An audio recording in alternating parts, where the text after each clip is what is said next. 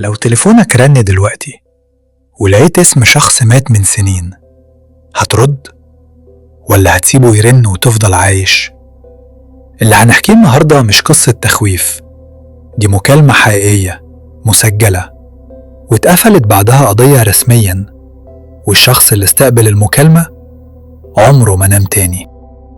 جالي الإيميل ده من شاب اسمه آدم، 27 سنة، بيقول لي أنا مش مجنون، بس اللي حصل معايا ملوش تفسير، وبعت لي تسجيل صوتي لمكالمة.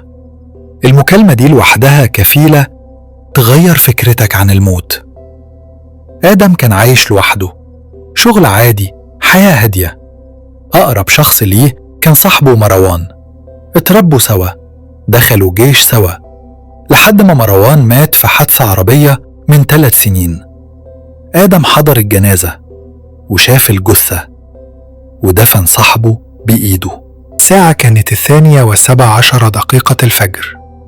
آدم صاحي، موبايله على الترابيزة، رنة واحدة وبعدين الاسم مروان. آدم ضحك وقال أكيد حد واخد الموبايل القديم بتاعه. ساب الموبايل، لكن الرنة رجعت، والتالتة، الرابعة، وفي كل مرة نفس الاسم. آدم رد ألو؟ 2 صمت، وبعدين صوت أنفاس تقيلة. آدم، الصوت كان مكسور لكن مستحيل يتلخبط عليه، هو صوت مروان. آدم اتشل، قال بصوت واطي انت مين؟ الصوت رد انت سبتني لوحدي ليه؟ المكالمة فصلت. آدم حاول يتصل، الرقم غير متاح. فتح الواتساب، آخر ظهور الآن. وصلته رسالة صوتية، فتحها، الصوت نفس الصوت، بس المرة دي أوضح. أنا مش ميت، أنا محبوس. آدم جري على قبر مروان تاني يوم، راح المقابر. القبر كان متشقق، مش مفتوح، مش منهار، متشقق من جوه لبره. رجع البيت مرعوب، الموبايل رن، اسمه مروان. رد وهو بيعيط انت فين؟ الصوت رد بهدوء غريب، تحت، زي ما سبتني. وفجأة الصوت اتحول، بقى صوتين في نفس الوقت، واحد بيعيط، واحد بيضحك.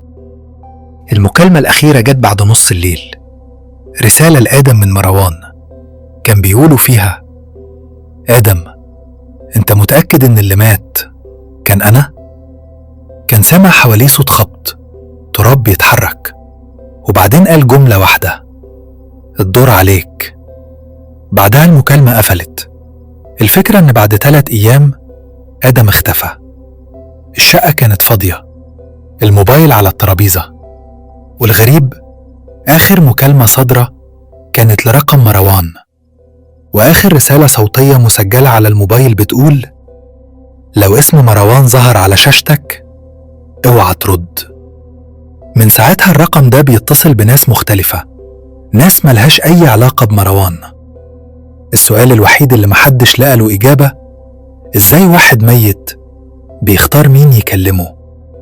ولو تليفونك رن دلوقتي، هتتأكد الأول مين اللي مات ولا هترد؟